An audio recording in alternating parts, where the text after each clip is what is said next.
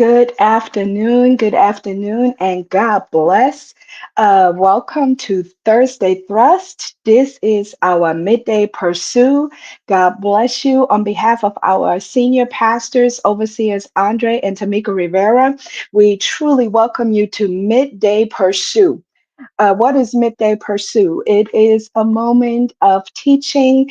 Every Thursday, we have what we call Thursday Thrust, which is our weekly day of fasting. It's a sacred time where we just seek renewal, a deeper connection with God, where we petition God on various things. We fast from 6 a.m. to 6 p.m. We only consume water during that time frame. We start this day off with prayer at 6 a.m. So if you are watching, but you're not a part of the city, but would like to join us, you are more than welcome to do so. Prayer takes place at 6 a.m. on Google Meet.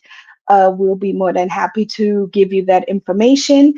And so, again, this is our midday pursuit, a time of teaching at 12 noon where we receive wisdom, where we receive encouragement, where we just tap a little bit into some stuff.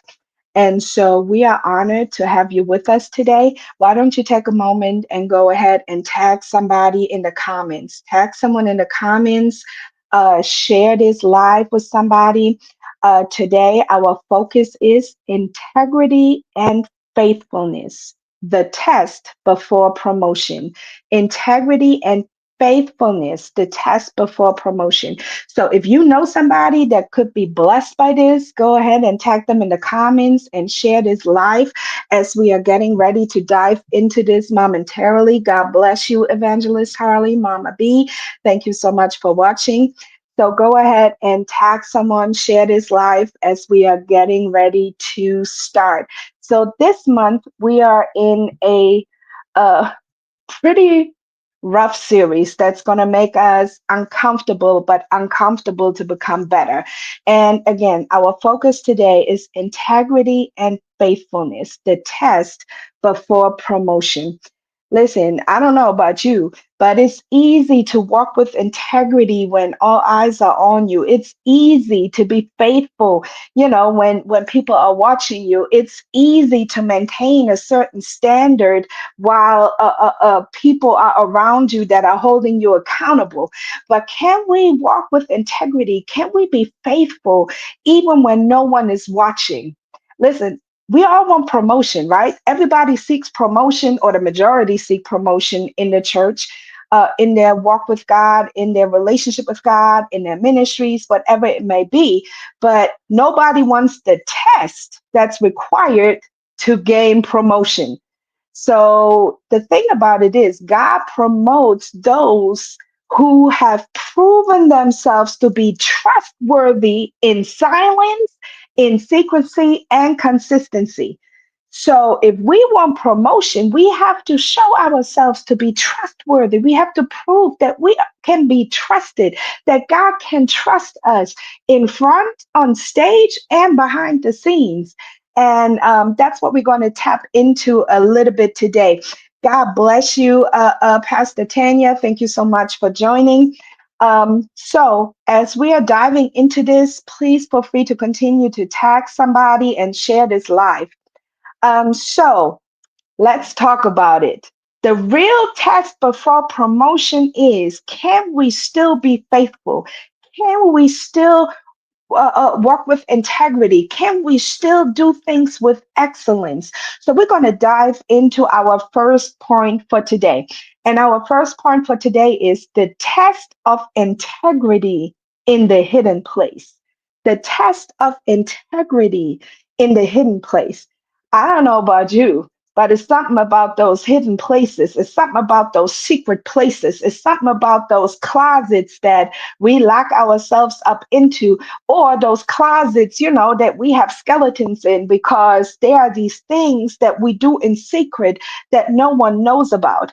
So we're going to talk about the test of integrity in the hidden place. When we look at church society today, right? And I think we all can attest to this. Today's church society, many want elevation, Many seek elevation, elevation in titles, elevation in ministry, elevation and in promotion in responsibilities. But the problem is, so many seek elevation, but they don't want preparation. But there won't be any elevation without the proper preparation. People want breakthrough at the next level, but yet they don't want to be broken down. In order to have breakthrough, our carnal man, our carnal side has to first be broken down, which means we have to confront ourselves with some of the ugly sides of ourselves, the things that we do behind the scenes, the things that nobody sees. These things have to be broken down before they can be breakthrough. So before breakthrough, there has to be breakdown. People find themselves stuck, circling the same challenges, enduring the same trials, and fighting the same battles. And the question is why? Why? Why are so many finding themselves in repeated cycles, in the same situations? They keep going through the same storm, the same trial, the same test over and over again. And the question is why? And the answer is really very simple. God will not promote, God will never promote what he has not refined. Last month we was talking about the refiner's fire, and we tapped deeper into this, and it's a direct connection to this topic today. God will never promote what he has not refined. So the test will refine us. God bless you, Sister Lisa. Blessings to you. Thank you for joining us. So God will never promote what he hasn't refined. The test of integrity, though, those tests that do not take place in public. Now, when we go to school and we're given a test, we normally sit in a classroom with, some like a lot of different students. We sit in a classroom sometimes with 20 students at a time taking the same test. Well, when it comes to God testing us, when it comes to God trying to teach us lessons, those real tests, they will never take place in public. These tests are given in secrecy. It's the moment, when we're going through things, when we're confronted with things, the moments where we could lie, but we choose truth, the moments when compromise could knock our doors down, but we still refuse to open the door to compromise. It's those moments in secret when shortcuts are being offered up to us by the enemy. And you know what? Sometimes the shortcuts aren't even offered by the enemy. Sometimes the shortcuts are being offered up by our own mind. When these shortcuts are offered, we still choose to walk the long road. Those are the moments when we're being tested in secret. Because one thing about shortcuts, let me tell you something. Shortcuts, whenever you take a shortcut with God, they will always get you cut short. Shortcuts will always get you cut short. Let's put that in the comments. Let's put that in the comments. Shortcuts will always get you cut short. Shortcuts will always get you cut short. So we try to take shortcuts. We try to find ways around these tests and these lessons. But this is when God watches. This is what God watches.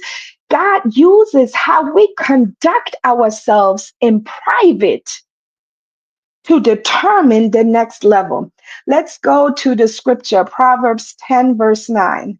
Proverbs 10, verse 9, and in the NIV version, Proverbs 10, verse 9, the NIV version says, whoever walks in integrity walks securely, but he who makes his ways crooked will be found out. Whoever walks in integrity walks securely, but he who makes his ways crooked will be found out. Let me tell you something. Sometimes we think we can pull one over on God. Ask me how I know. I've been guilty of it. And if we're all going to be honest about it, then we're going to have to admit that we're not the only one. God bless you, Minister April. God bless you. So if we're honest about it, we will find that I'm not the only one. We all have been in a place where we try to get one over on God. We think like we can pull one over on God. But First of all, are we forgetting that He is all knowing, that He is omnipresent? So if we try to take shortcuts, we will be found out. Our pastors may not find out, other believers may not find out, but guess what? God will always find out. God will always know. We are often concerned, so concerned about what others think about us, what others say about us.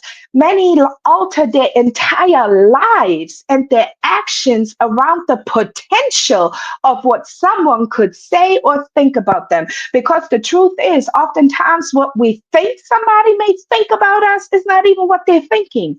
So many people alter their lives around what someone else may say or think about them.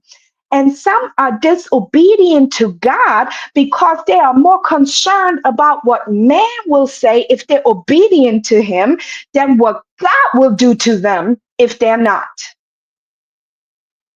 Come on now. I know I'm talking truth here. Many are so concerned what man will think or say about them if they're obedient to God, but they're not concerned what God will say or think about them if they're disobedient. Many act like good Christians, living up to biblical principles and values and standards while all eyes are on them. But the second they're in private, away from others, it's a whole different ballgame. How is it that people want to look like good disciples to others, but they don't want to look like good disciples to God, whom we are living for? How is it they want to be obedient to the opinions of people, but they don't want to be obedient to the mandate of God?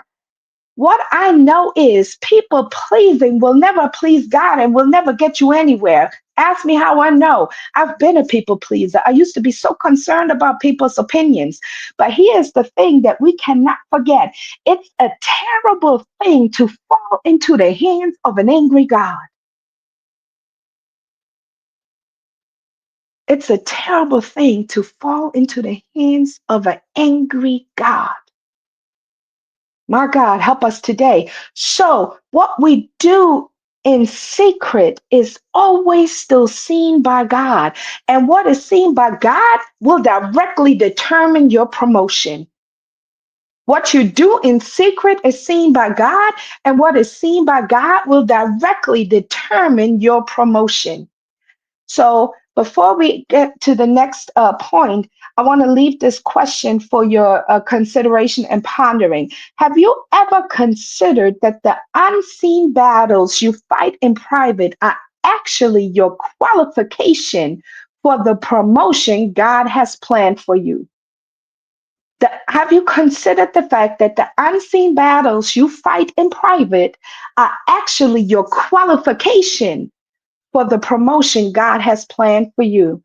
Psalm 25, verse 21, the NIV version, Psalm 25, 21, verse 21, it says, "May integrity and uprightness protect me because my hope, Lord, is in you."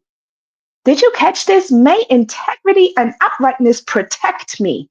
Listen, God does not just honor integrity, He uses integrity as a shield of protection. He uses integrity and uprightness as a shield of protection over your life. What does it protect you from? It protects you from the wrath of God. Thank you, God. It protects us from the wrath of God.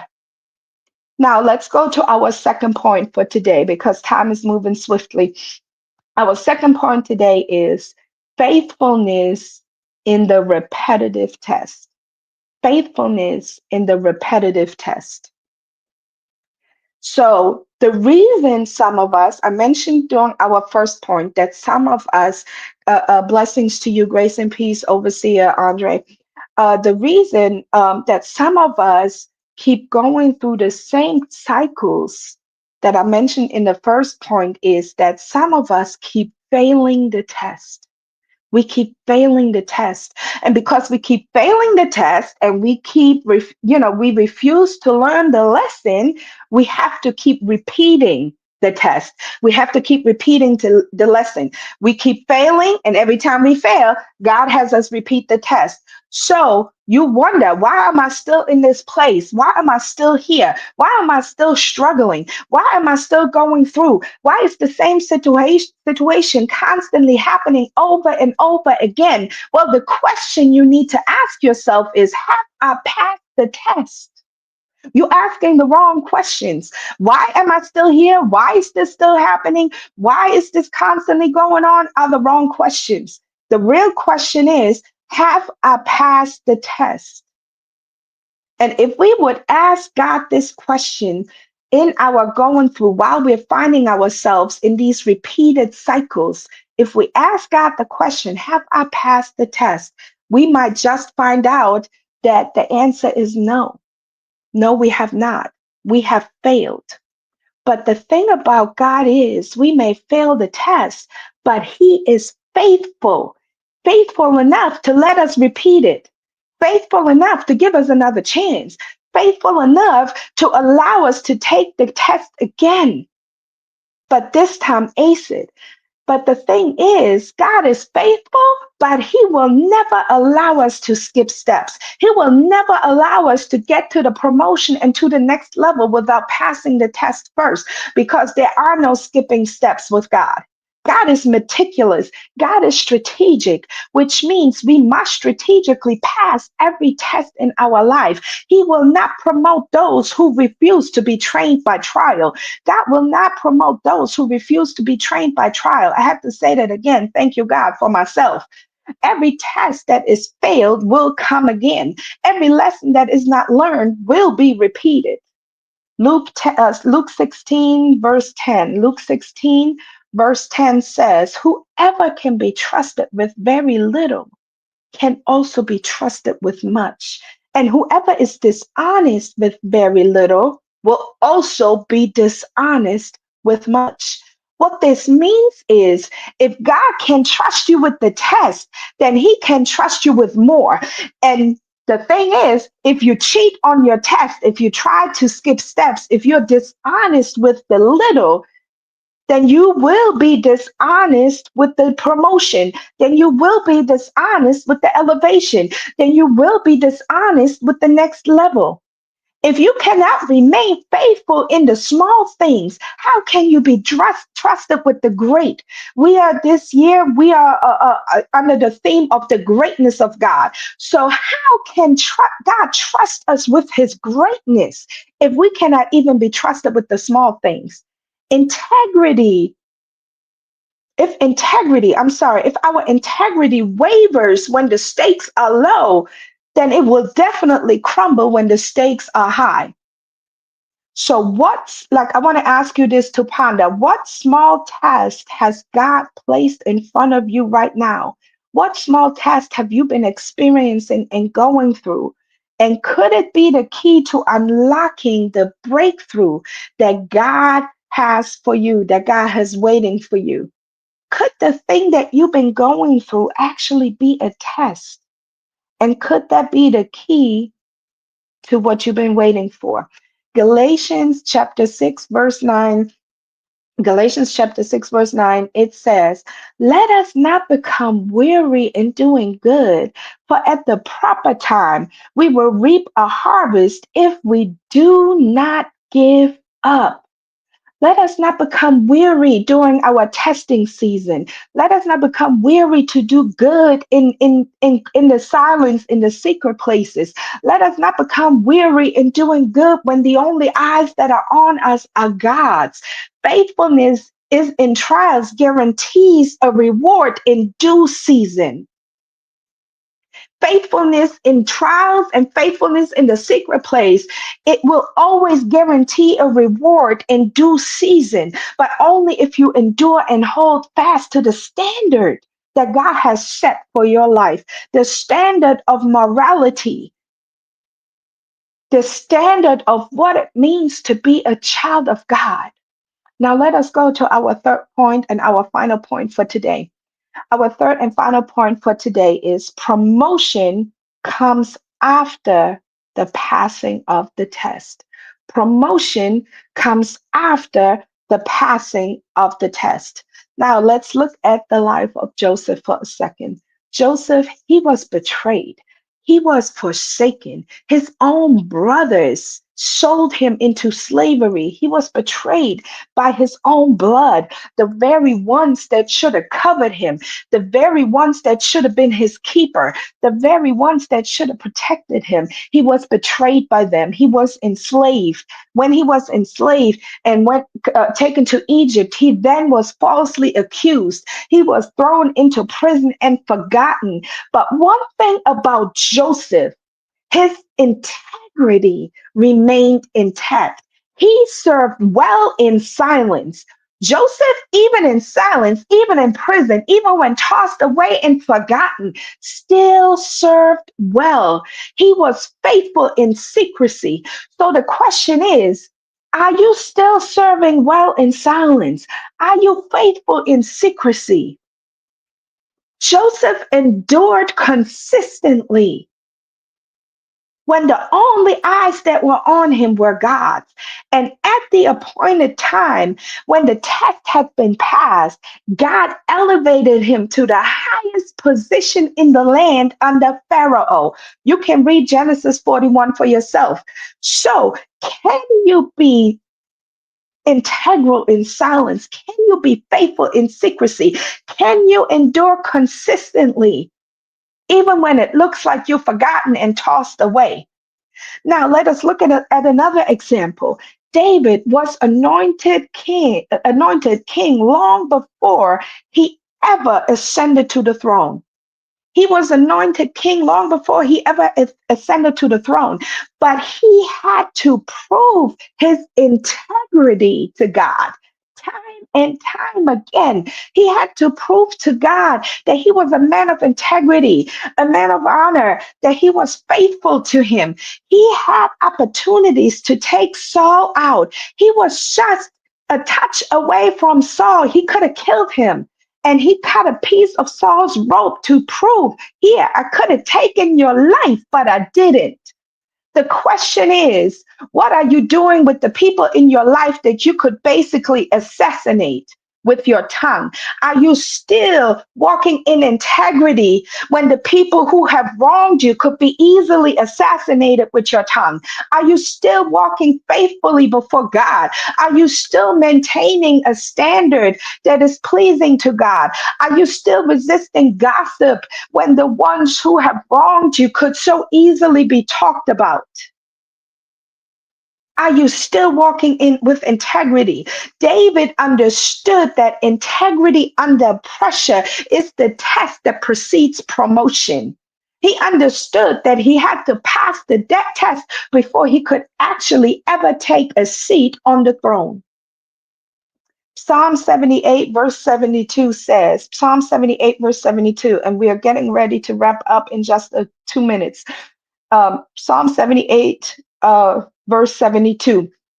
And David shepherded them with integrity of heart, with skillful hands, he led them. Blessings to you, Pastor Consoletta. Blessings to you. And David shepherded them with integrity of heart, with skillful hands, he led them.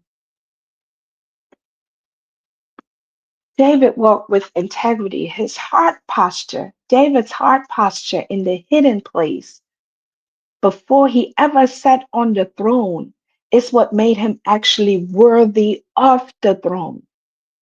Are you worthy of the promotion that God has for you? Are you worthy of the elevation? Are you worthy of the next level? Are you worthy of the blessing that comes after the test? Are you worthy? Have you earned the right to be promoted before God? Have you earned the right? Blessings to you, Pastor Denise. Have you earned the right to be promoted? Promotion is coming, but first, you must pass the test. So that means we can't be afraid of the test. We cannot despise the trial. We cannot be afraid of the lesson, but we must embrace the refinement and walk in integrity, knowing that when the time is right, God Himself will elevate you. Hebrews 10, verse 36. Hebrews 10, verse 36, it says, you need to persevere so that when you have done the will of God, you will receive what he has promised.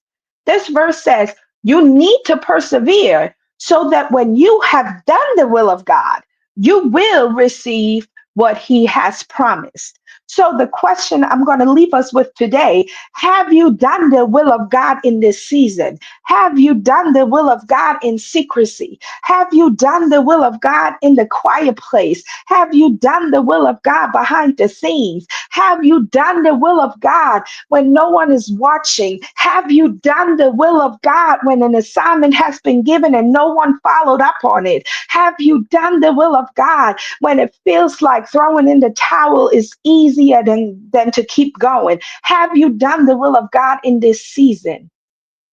Or have you been resisting the lesson? Have you been refusing to learn? Have you been refusing to take the test?